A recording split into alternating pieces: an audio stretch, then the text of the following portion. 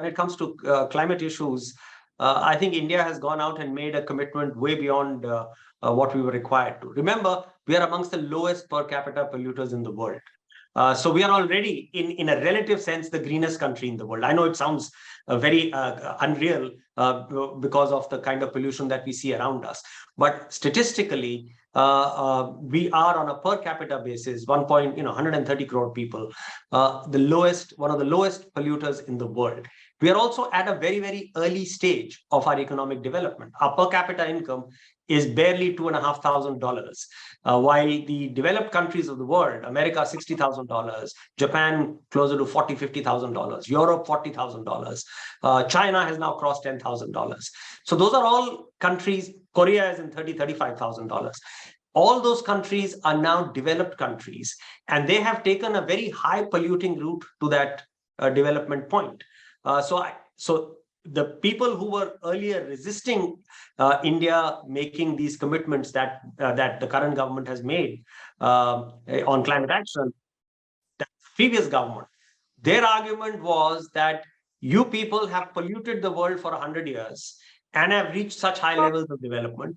We are barely 5%, 10% of your level of development. Why are you imposing the standards on us when we are already the lowest polluter in the world in a per capita? So that was their argument to resist the kind of commitments that this government has made. Now, you can argue how long will we keep on trying to correct the ills of history?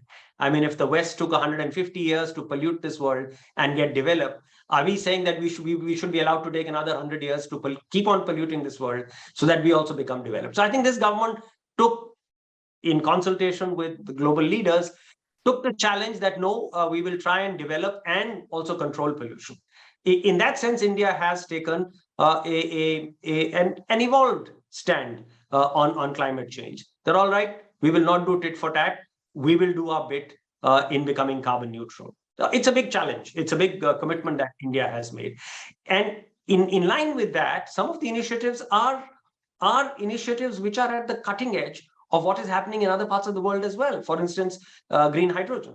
The fact that today India is already investing so much in green hydrogen, and the government has come up with a PLI, a production-linked incentive scheme for green hydrogen.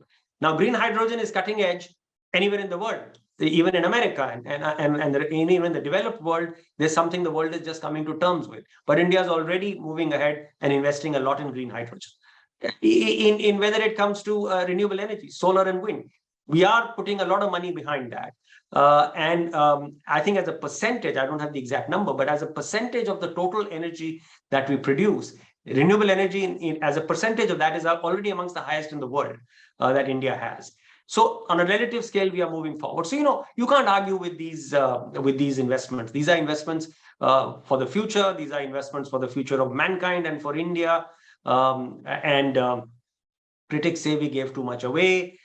You can argue with that point as well.